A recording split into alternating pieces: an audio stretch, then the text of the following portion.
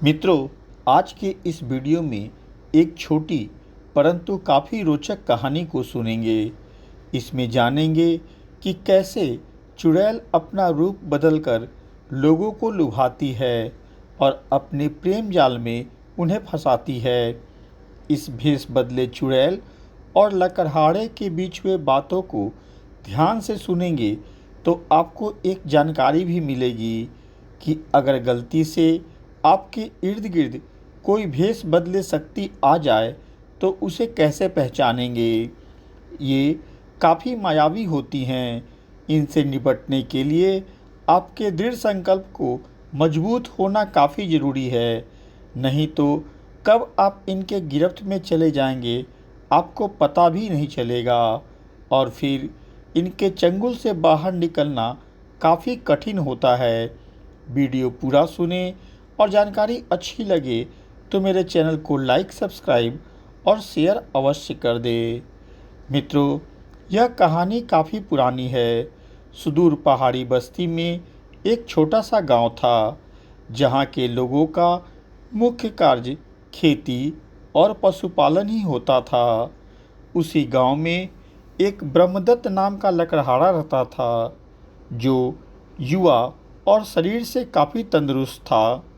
उसका कार्य जंगल से लकड़ियां काटकर गांव में बेचना था।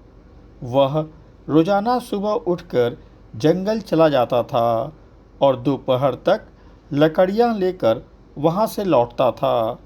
ब्रह्मदत्त के माता पिता घर में पशु की देखरेख और खेती में लिप्त रहते थे। आमदनी कम और खर्च अधिक से ब्रह्मदत्त काफ़ी परेशान रहता था। बरसात का मौसम आ जाने के कारण अब सूखी लकड़ियां भी नहीं मिल रही थीं। अतः सूखी लकड़ियों की तलाश में ब्रह्मदत्त एक दिन जंगल में काफ़ी अंदर तक चला गया। वहाँ जब एक पेड़ की लकड़ियाँ वह काट रहा था, तभी उस पेड़ पर रहने वाली एक चुड़ैल को अपना आशियाना कटते देख बुरा लगा और ब्रह्मदत्त के इस कार्य से वह क्रोधित होकर उसे सबक सिखाने को सोची और रूप बदलकर बगल के एक तालाब में नहाने के बहाने घुस गई और जोर जोर से पानी को हिलाने लगी, ताकि पानी का आवाज़ सुनकर ब्रह्मदत्त तालाब के तरफ आए। और हुआ भी वही। उस वीरान जंगल में पानी की हलचल की आवाज़ सुनकर ब्रह्मदत्त तालाब के किनारे गया। वहाँ एक स्त्री को पानी में नहाते देख वह पूछ पड़ा कि तुम कौन हो और इस वीरान जंगल के तालाब में क्या कर रही हो। साफ रोशनी में ब्रह्मदत्त के रूप को देखकर वह चुड़ैल तुरंत उस पर मोहित हो गई और बोली कि जंगल में ही अंदर की ओर एक बस्ती है, मैं वहीं रहती हूँ और रोज़ाना इधर अपनी भेड़ चराने आती हूँ। अभी भेड़ चढ़ रही हैं तो सोचा थोड़ा स्नान कर लूँ। फिर रूप बदली चुड़ैल ने पूछा कि तुम कौन हो और यहाँ तालाब के पास क्या कर रहे हो। तब ब्रह्मदत्त ने कहा कि वह एक लकड़हारा है और इसी जंगल से लकड़ियाँ काटकर अपनी रोजी रोटी चलाता है। वह चुड़ैल ब्रह्मदत्त से जितना बात कर रही थी, उतना ही उसके ओर आकर्षित हो रही थी। अब दोनों आपस में काफ़ी घुल मिल गए। धीरे धीरे जंगल में दोनों रोज़ाना मिला करते थे। उन दोनों के बीच नज़दीकियाँ बढ़ती चली गई। चुड़ैल रोज़ाना ब्रह्मदत्त के लिए कुछ न कुछ खाने का सामान लाती थी। ब्रह्मदत्त भी उसके गिरफ्त में चला गया था। एक दिन ब्रह्मदत्त जब घर में सो रहा था तो उसे लगा कि वह लड़की जो चुड़ैल थी उसके बिस्तर के पास आकर खड़ी है। हड़बड़ाकर जब ब्रह्मदत्त जगा तो उसे स्वप्न समझकर भूल गया। अगले दिन जब वह जंगल में जा रहा था तो रास्ते में पड़ने वाली मंदिर के पुजारी उसे मिल गए। उन्होंने ब्रह्मदत्त को प्रसाद के 2 लड्डू दिए और बोले कि इसे खा लेना। ब्रह्मदत्त ने दोनों लड्डू को पास में रख लिया कि जंगल में भूख लगने पर खा लेंगे। जब दोपहर हुई तो ब्रह्मदत्त जंगल में आराम करने लगा। तभी वह चुड़ैल लड़की के रूप में आकर बैठ गई। उसने पास से एक सेव निकाला और ब्रह्मदत्त को खाने के लिए दिया। ब्रह्मदत्त ने भी अपने पास रखे लड्डू उसे खाने को दिया, परंतु वह बहाना कर दी कि उसे लड्डू अच्छा नहीं लगता है। ब्रह्मदत्त के गले में माता दुर्गा का एक लॉकेट रहता था जो सोने का था। उसे देखकर उस लड़की ने ब्रह्मदत्त को समझाया कि यह जंगल बहुत वीरान है। तुम जब भी जंगल में आओ तो इसे उतारकर घर में रख दिया करो, नहीं तो वीरान जंगल में कोई इसे लूट लेगा। ब्रह्मदत्त भी उसके बातों में आकर उस लॉकेट को पहनना छोड़ दिया। कुछ दिन बीत गए, दोनों में प्रेम काफ़ी गहरा हो गया। रोज़ाना मिलने से लगाव बढ़ता चला गया। एक दिन उस लड़की ने ब्रह्मदत्त को बोला कि मैं तुमसे विवाह करना चाहती हूँ, क्या तुम इस बात पे राजी हो? इस पर ब्रह्मदत्त तुरंत राजी हो गया, कारण कि वह चुड़ैल एक खूबसूरत लड़की का रूप धारण कर रखी थी। ब्रह्मदत्त भी उसके सुंदरता का कायल था। शाम होते ब्रह्मदत्त उस लड़की से यह बोलकर घर की तरफ जाने लगा कि रात में मैं अपने माता पिता से विवाह की चर्चा करूंगा, उन्हें राजी कर तुम्हारे माता पिता से मिलूंगा। उधर जब ब्रह्मदत्त घर पहुंचा तो देखा कि कुछ अघोरी उसके घर पर भिक्षाटन करने आए हैं और उसके पिता से बात कर रहे हैं। जब ब्रह्मदत्त आया तो उसके पिता ने कहा कि दोनों अघोरी बाबा के चरण छूकर आशीर्वाद ले, परंतु जैसे ही ब्रह्मदत्त पैर छूने के लिए आगे बढ़ा, दोनों अघोरी बाबा पैर छूने से मना कर दिए और पूछे कि बालक, तुम कहाँ से आ रहे हो? तुमसे मुझे अलग तरह की गंध आ रही है।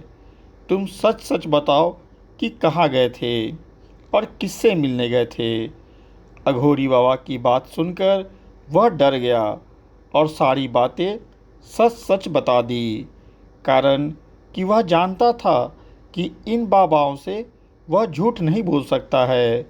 ब्रह्मदत्त की बातें सुनकर अघोरी बाबा ने कहा कि ठीक है, कल मैं भी तुम्हारे साथ जंगल चलूँगा और दूर से तुम्हारी होने वाले पत्नी को देखूँगा।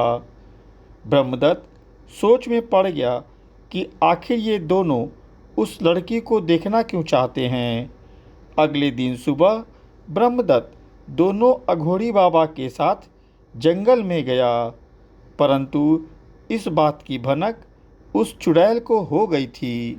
वह काफ़ी देर तक ब्रह्मदत्त से मिलने नहीं आई और ब्रह्मदत्त पर गुस्सा भी कर रही थी कि इन दोनों को वह क्यों लाया।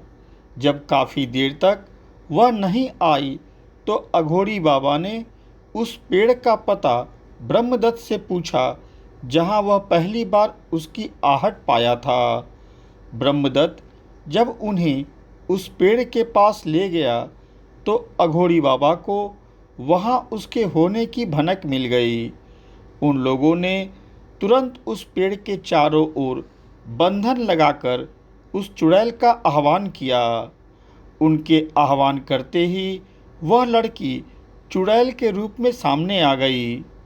उसे मंत्रों से कैद कर बाबा ने उसे लड़की के रूप में आने को कहा। उसके लड़की के रूप में आते देख ब्रह्मदत्त हतप्रभ हो गया। ब्रह्मदत्त को एहसास हो गया कि वह गलत जगह फंस गया था। इस पर अघोरी बाबा ने यह कहा कि बेटा देखो, यह है तेरे प्यार की सच्चाई। तुम जब घर पर मेरे पैर छू रहे थे, उसी समय मुझे तेरे अंदर से चुड़ैल की गंध आ रही थी। मुझे लग गया था कि तुम गलत जगह फंस गए हो, इसीलिए मैं तुम्हारे होने वाली पत्नी को देखना चाहता था।